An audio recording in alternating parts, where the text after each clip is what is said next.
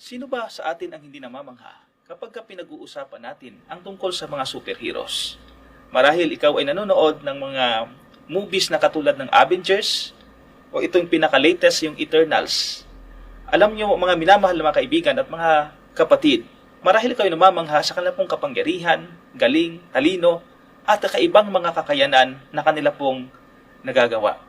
Subalit, batid natin na ang lahat ng ito ay mga katang-isip lamang at bunga lamang ng imahinasyon ng tao.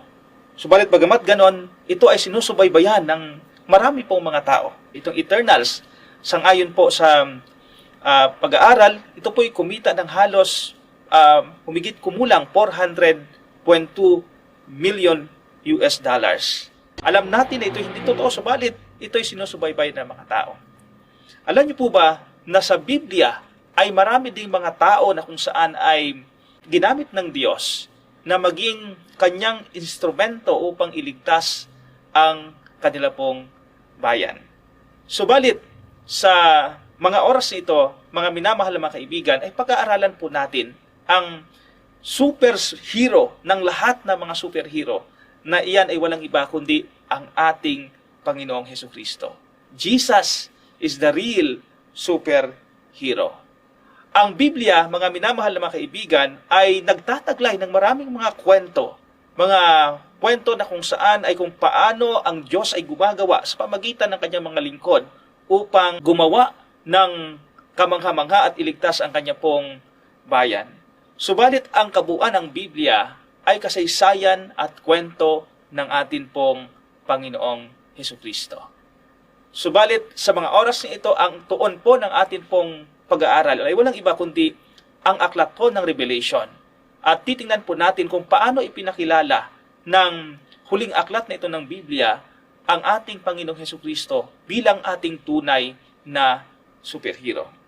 Para sa iilan ay ayaw din ang pag-aralan ang aklat ng Revelation sapagkat ito ay nagtataglay ng mga pangyayari, mga kalamidad, mga digmaan o mga kababalaghan na kung saan ay mangyayari sa huling araw at maaaring nangyayari sa nakalipas na kasaysayan at maging sa kasalukuyan.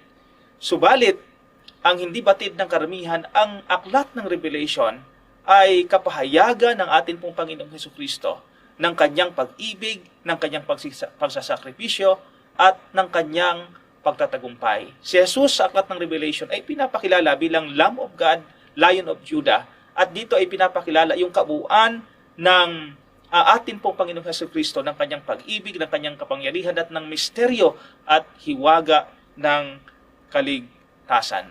Sangayon po sa aklat ng Revelation chapter 1 verse 1 to 3. The revelation of Jesus Christ which God gave him to show his servants what must soon take place. He made it known by sending his angel to his servant John, who testified to everything he saw. And that is the Word of God and the testimony of Jesus Christ. So alam po natin na ang aklat na ito, ang aklat ng Revelation, ang sumulat nito ay walang iba kundi si John, na lingkod ng atin pong Panginoong Hesukristo, isa sa mga 12 disciples ng atin pong Panginoon. Subalit, ang pinaka-author ng aklat po ng Revelation ay walang iba kundi ang ating Panginoong Hesukristo. Kaya nga ating mapapansin na ito ay kapahayagan ng ating Panginoong Hesukristo na kanyang ipinahayag ang kanyang pong sarili sa kanyang lingkod na si Juan. So ang sabi diyan, sa talatang 3, Blessed is the one who reads the words of this prophecy, and blessed are those who hear it, and take to heart what is written in it, because the time is near. Batid natin na ang aklat ng Revelation ay nagtataglay ng mga pangyayari sa kasaysayan at mga pangyayari sa mga huling araw. Subalit huwag nating kaligtaan na ang aklat ng Revelation ay kapahayagan ng atin pong Panginoong Hesukristo. So ang salitang Revelation ay mula sa salitang Griego na Apokalipsis, na ang ibig sabihin to unveil or to discover. Dito sa aklat ng Revelation ay inalis ang mga nakatakip upang sa gayon ay maintindihan natin ang hiwaga, kapangyarihan ng ating Panginoong Hesukristo at ng kanyang dakilang pag-ibig. Our superhero is none other than Jesus, is mentioned with more than 38 different names and descriptive titles. In the first 3 chapters alone, he is mentioned in various ways, 137 times. And throughout the book, there are about 250 references to his great person. So marami pong mga titulo, pangalan, descriptive names o titles ang ginamit po ng aklat ng Revelation upang ipakilala ang Panginoong Hesukristo, ang kanyang karakter, ang kanyang katangian, at ang kanyang kapangyarihan. Kaya nga, kung ating pag-aralan ang aklat ng Revelation, makikita natin na si Jesus ay ipinakilala bilang the first and the last. Siya din ay tinawag na Son of God, at gayon din na tinawag din siyang Holy and True, and the Lion of the tribe of Judah, the Word of God, and the King of Kings and Lord of Lords, at the Alpha and Omega. So ang tanong po natin pong pag-aaralan ngayon is, what are the superpowers that Revelation highlights of Jesus Christ? So marami po na ipinapakita sa aklat ng Revelation sa mga kapangyarihan ng ating pong Panginoong Hesukristo. Subalit, ang pag-aaralan po lamang natin ay iilan na patungkol sa karakter at kapangyarihan ng ating pong Panginoong Hesukristo. Revelation 3:14, ang sabi po diyan, "And to the angel of the church of Laodiceans write, this thing says the Amen, the faithful and true witness, the beginning of the creation." So sa iglesia po ng Laodicea, ang ating Panginoong Hesukristo ay ipinakilala bilang Amen, the faithful and true witness, and the beginning of the creation of God. Alam niyo po, itong katagang beginning of the creation of God ay minsan ay nagkikreate ng maling pagkaunawa sa mga iilan na nag-aaral ng Biblia. Para sa iilan ay sinasabi nila na si Kristo ay hindi mandalalang at siya lamang ay kasama sa mga nilalang ng atin pong Panginoon. Subalit, ang salitang isinaling beginning ay galing po sa salitang Griego na arche, nang ibig sabihin ay originator or ruler. So, pag sinasabi po ng Biblia, mga minamahal na mga kaibigan at mga kapatid, na si Kristo ay beginning of the creation, hindi po nangangahulugan na siya ay nilalang, kundi ito po ay nangangahulugan na siya ay originator, at siya ay ruler, at siya ay pinanggalingan ng lahat ng mga creation o ginawa ng atin pong Panginoon. So ang una pong puntos na atin pong pag-aaralan is Jesus, the real superhero, is the creator, originator, and supreme ruler of creation. So ang dahilan kung bakit kung ating pag-aaralan ang buhay ng Panginoong Hesukristo, kung bakit siya napakarami niyang ginawang mga kababalaghan, mga miracles, yan ay walang iba, mga minamahal na mga kaibigan at mga kapatid, sapagkat siya ang Diyos na manlalalang, siya ang pinanggalingan, siya ang originator ng creation, and He is the supreme ruler of all creation. Kaya nga po, kung ating pag-aaralan ang buhay ng Panginoong Hesukristo, siya po ay nagpakain ng 5,000 katao sa pamagitan lamang ng 5 pirasong tinapay at 2 isda. At siya po ay nagpagaling ng maraming mga karamdaman. Siya po ay pinatigil niya yung unos at bagyo, at siya din po ay bumuhay ng mga patay. Ito po hindi nakapagtataka sapagkat ang ating Panginoong Hesukristo is our creator, originator, and the supreme ruler of creation. Kaya nga po ang sabi po ni Juan sa Gospel of John, chapter 1, verse 1 to 3. Ang Gospel of John at ang aklat ng Revelation ay parehong si Juan po ang siyang sumulat nito. Ang sabi niya, "In the beginning was the Word, and the Word was with God, and the Word was God. He was in the beginning with God, and all things were made through Him, and without Him nothing was made that was made." So dito ipinakilala ni Juan ang ating Panginoong Hesukristo na siya yung salita, at ang salitang ito kasama ng Diyos, at ang salitang ito ay Diyos. At siya ay kasama ng Diyos sa pasimula, at sa pamagitan niya ay nilikha ang lahat ng bagay, at walang bagay na nilikha na hindi ginawa sa pamamagitan niya. So ang ating Panginoong Hesukristo ay hindi isang nilalang. Ang ating Panginoong Hesukristo ay isang manlalalang, at ang pagiging manlalalang ay isa sa mga unique na katangian ng ating Panginoong Diyos na nahayag sa atin pong Panginoong Hesukristo. So ang ating Panginoong Hesukristo bilang Diyos ay marami pong mga katangian. Subalit ano yung katangian na paborito ng atin pong Panginoong Hesukristo? Sangayon po sa pag-aaral, ang katangian o yung titulo na pinaka-favorite na ginagamit po ng ating Panginoong Jesucristo, particularly dito po sa aklat ng Revelation, ay yung katagang the Lamb of God. Revelation uses that name 28 times to refer to Jesus Christ. So para sa iilan, bakit Lamb of God? Bakit tupa? Sapagkat para sa worldly perspective, ang tupa ay simbolo ng kahinaan or vulnerability. Subalit bakit tupa, mga minamahal na mga kaibigan at mga kapatid? Siguro, wala po tayong naririnig na kupunan ng basketball o baseball team or rugby team o anumang klaseng laro na ang kanila pong team is Lamb of God. Kadalasan po, ang atin pong mapapansin, ang ginagamit po yung talagang mga animals na talagang malalakas like Chicago Bulls, Timberwolves, at yung mga iilan pa mga minamahal na mga kabataan na ginagamit sa sports bilang pangalan ng kalapong koponan. Bakit? Sapagkat ipinagpalagay ng kaisipang pangtao na ito ay nagpapakita ng lakas, ng bagsik, ng husay. Kaya ito po ay kanila pong ginagamit na titulo o pangalan ng kanila pong koponan. Subalit, while in popular culture, the image of a lamb is a symbol of weakness, but in the Bible, it is a symbol of power and victory. So sa kaisipang pantao, marahil ang lamb ay isang simbolo ng kahinaan. Subalit sa Biblia, mga minamahal na mga kaibigan at mga minamahal na mga kapatid at mga kabataan, ito ay simbolo ng kapangyarihan at pagtatagumpay. Tingnan natin ang sinasabi sa aklat ng Revelation chapter 5 verse 6. Then I saw a lamb that looked as if he had been put to death. He stood at the center of the area around the throne. The lamb was surrounded by the 4 living creatures and the elders. He had 7 horns and 7 eyes. The eyes stand for the 7 Spirit of God, which are sent out into all the earth. Yan po ang sinasabi sa aklat ng Revelation 5:6 sa salin po ng NIRB. So dito makikita natin kung paano dinescribe sa pamagitan ng pangitain ni Juan na ipinahayag sa kanya ang larawan ng tupang ito, na tupa ng ating Panginoong Diyos na tumutukoy sa atin pong Panginoong Jesucristo.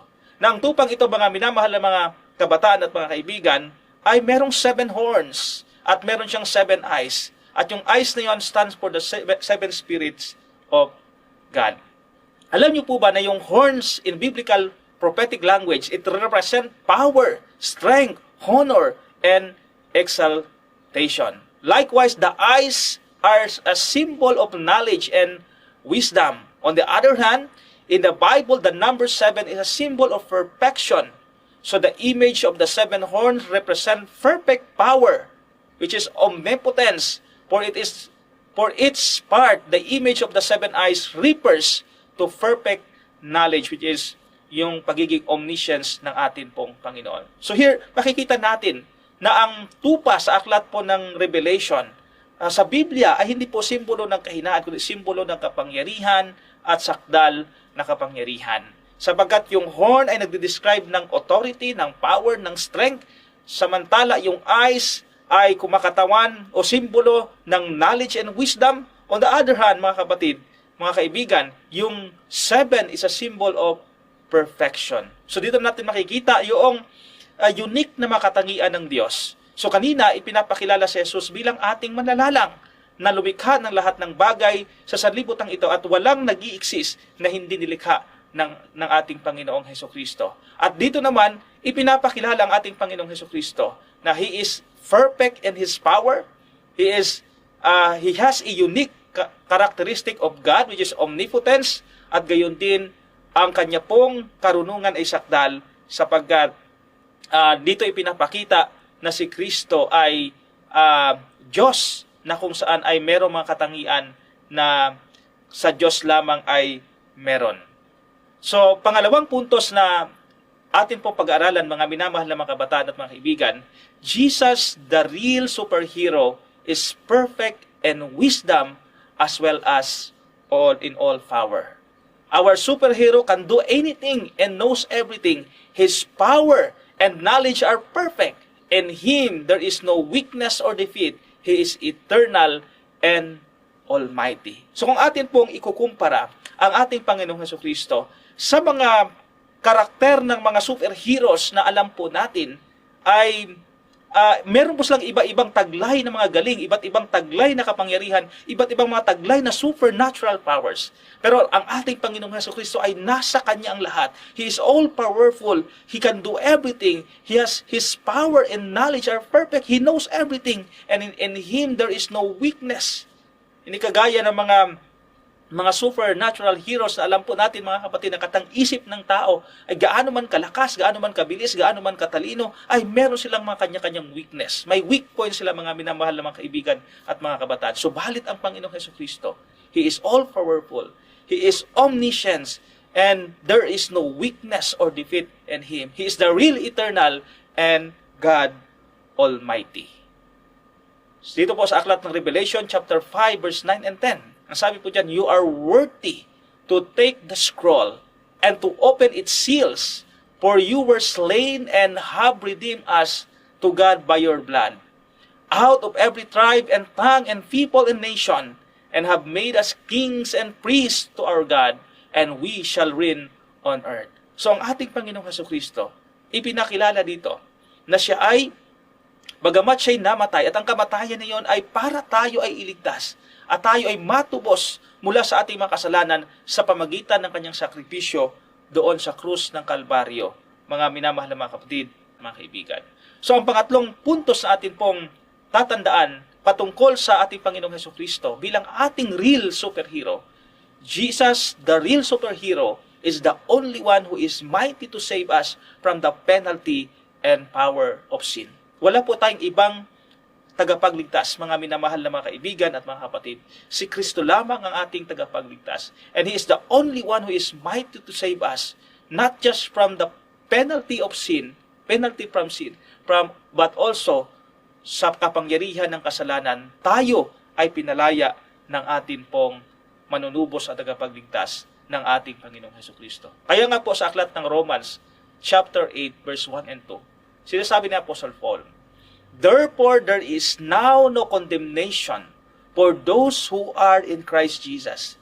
Because through Christ Jesus, the law of the Spirit who gives life has set you free from the law of sin and death. Kaya nga, kung tayo ay nasa ating Panginoong Hesukristo na, ay hindi tayo nasa ilalim ng condemnation kapag tayo ay na kay Kristo na. Sapagkat tayo pinalaya ng ating Panginoong Hesus mula sa kapangyarihan ng kasalanan at gayon din sa penalty ng kasalanan.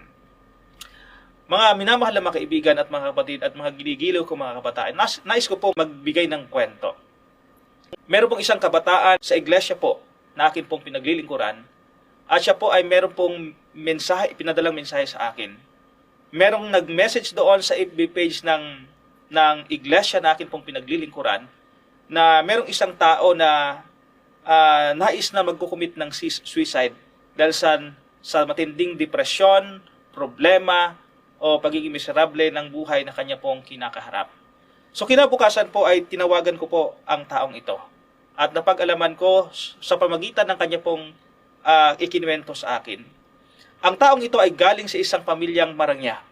Subalit dahilan sa isang kasalanan na karumaldumal na kanya pong nagawa, siya po ay nakulong. Taong 2017, siya po ay nahuli ng mga pulis at siya po ay nakulong. Siya po ay tumagal sa loob ng kulungan ng 2 taon, 2019, dahilan sa kakulangan ng ebidensya at mga patunay doon sa kanyang nagawang kasalanan. Siya po ay pinalaya. At dahil sa kagustuhan niya, mga minamahal na mga kaibigan at mga kapatid, na magbagong buhay, siya po ay nagpasimulang muli. Bagamat siya ay tinakwil na ng kanya pong asawa, tinakwil na ng kanyang pamilya, pinilit niya o nagsikap siyang mabuhay na magsimula muli sa kanya pong buhay. Taong 2020, ang kanya pong business na itinayo ay bumagsak dahilan po sa pagpasok nitong pandemya.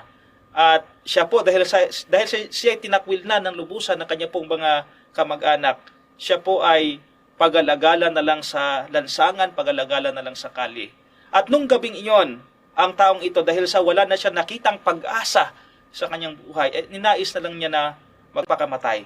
At nung makausap ko po ang taong ito, talagang bagamat hindi ko siya nakikita sapagkat sa cellphone number ko lamang po siya tinatawagan, ay ramdam ko na talagang ang taong ito ay miserable, na ang taong ito ay tila wala na siyang liwanag at pag-asa na nakikita. So dahil sa nalaman ko ang kalagayan ng taong ito ay talagang nangangailangan siya ng pag-asa, ng tulong. So, bagamat siya ay tinatakwil na ng kanya pong mga kamag-anak, ng kanya pong mga relatives, subalit kay Kristo, anuman ang kalagayan niya ay tatanggapin siya ng ating Panginoong Hesukristo. Gaya ng sinasabi ng ating Panginoong Hesukristo na ang sinumang lumalapit sa kanya sa anumang paraan, kailanman ay hindi niya tinataboy. Ang taong ito, mga minamahal na mga kapatid, ay akin pong idinalangin at nag-abot po ang inyong lingkod ng kaunting tulong para po sa taong ito. Nung kami po'y nag-usap muli, nakita ko na meron na siyang nakikitang liwanag, meron ng pag-asa. Nung una ay parang hindi siya makagiti. Nung huling kinausap ko po siya ay nagawa na po niyang maging masaya at nakangiti na sapagkat iba na yung kalagayan ng kanyang buhay. Hindi kagaya nung una po siyang nakausap. Marahil iba po ang atin pong kalagayan, mga minamahal ko mga kabataan at mga kaibigan, sa kalagayan ng taong ito. Subalit may mga panahon sa ating buhay na parang pakiramdam natin na tayo ay talagang wala ng pag-asa. So kapag ganoon ang atin pong nararanasan, wala po tayong ibang kailangan. Si Jesus lang ang atin pong kailangan, mga minamahal na mga kapatid at mga kabataan. Kapag ramdam natin sa ating sarili na parang tayo walang pag-asa, tandaan natin, Jesus is your superhero. He is your Savior. Kapag pakiramdam natin na tayo ay mahina, tandaan po natin, Jesus, your superhero, is all-powerful. He can do everything. Kapag pakiramdam natin, mga minamahal na mga kabataan at mga kaibigan, na parang naguguluhan tayo at hindi natin alam kung saan tayo papunta, tandaan natin, Jesus, your superhero, knows everything. If you feel defeated and hopeless sa buhay mo, mga minamahal na mga kabataan at mga kapatid at mga kaibigan, tandaan natin, Jesus, your superhero, is God, the Creator. Walang hindi kayang gawin ang ating Panginoon. Si Kristo ay hindi po option na atin pong pupuntahan. He is the only solution, mga minamahal na mga kapatid, mga kaibigan, at mga ginigiliw kong mga kabataan. So kung tayo nangihina, tayo ay pakiramdam natin, tayo ay confused, nagugulumihanan, lumapit lamang po tayo sa ating Panginoong Hesukristo. Inanyayahan po tayo ng ating Panginoong Hesukristo. Come here, lumapit po tayo.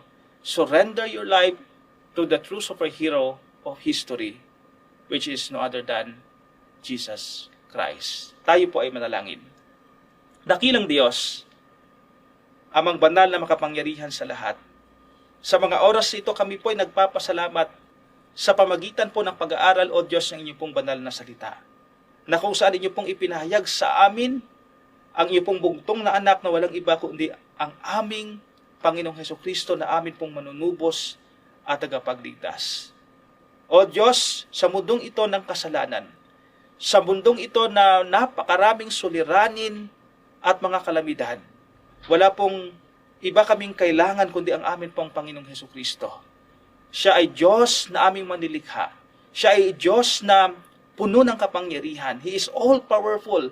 And He is a God who knows everything, Panginoon, sa lahat namin pong mga kailangan o anuman aming pong pinagdadaanan. Marahil sa mga oras nito ay meron po kaming mga kaibigan na nakikinig o nanunood na meron pong suliranin na kanya pong kinakaharap sa buhay. O maaaring pakiramdam niya siya'y walang pag-asa. O kaya nanghihina o kaya nagugulumihanan o naguguluhan kung ano ang landas na dapat tahakin.